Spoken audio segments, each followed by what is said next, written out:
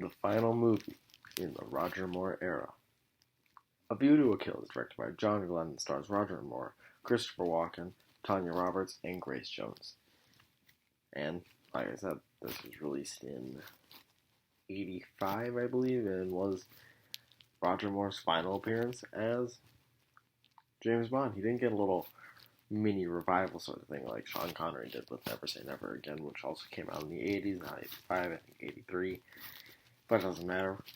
But yes, this was Roger Moore's final appearance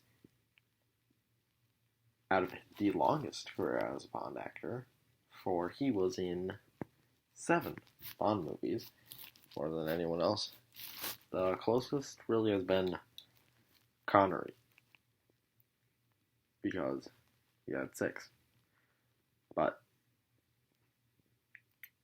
that could have been Craig, but the 5th one will be his last one. But, it's fine. I can understand not wanting to overstay, and you want to do other things and stuff. You want to do that Knives Out sequel. But yeah, Roger Moore was the longest lasting Bond. And this is the movie that he went out in. It's better than Octopussy. So that's something. And it's better than Diamonds Are Forever.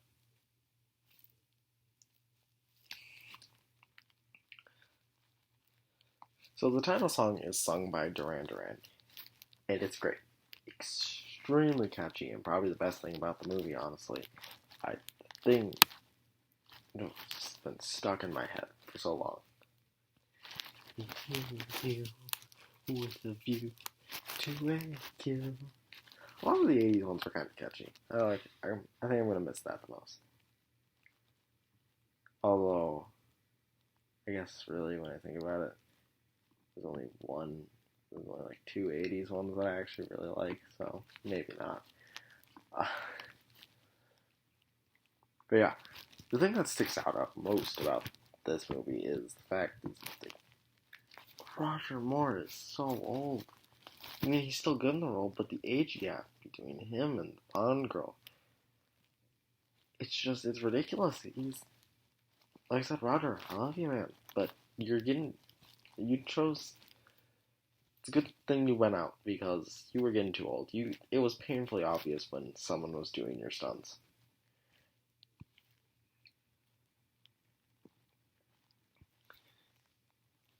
Like I said, great, just too old. Speaking of stunts, the snowboarding stunt at the beginning is cool. It's a fun little sequence. That's very common set piece in Bond movies. A lot of like hill down skiing type scenes, but it's ruined with the Beach Boys gag. Why? Why was it here? What was the point? I don't get it. The plot for this film is just a mess. It's a mess. The plot follows Christopher Walken's character going to destroy Silicon Valley so he can build a monopoly on microchips. Seems easy enough, right? I mean, simple enough plot to keep on, but it's over 2 hours. So either you got a really boring movie on your hand, or there's a complicated side plot. And guess what? It's a complicated side plot. Yay, yay, yay for complications. So the weird B plot is sometimes felt like it was longer than the actual A plot. It kind of is what makes the movie go. Like the B plot takes a majority of the movie and then introduces the A plot. You don't know what the main plot of the movie is until over halfway through, once you finish the side plot.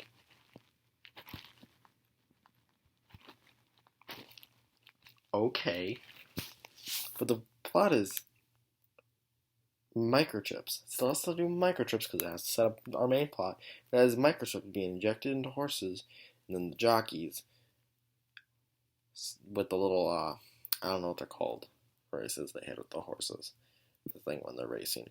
But those have a little like transmitter in there that turns on the microchips, so when the horse starts to get fatigued, it gives them like a boost of energy so they can win races.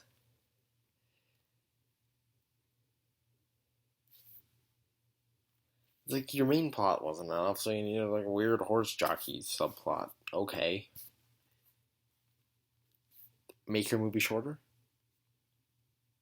That's also a good idea. Fix your script. That's also a good idea.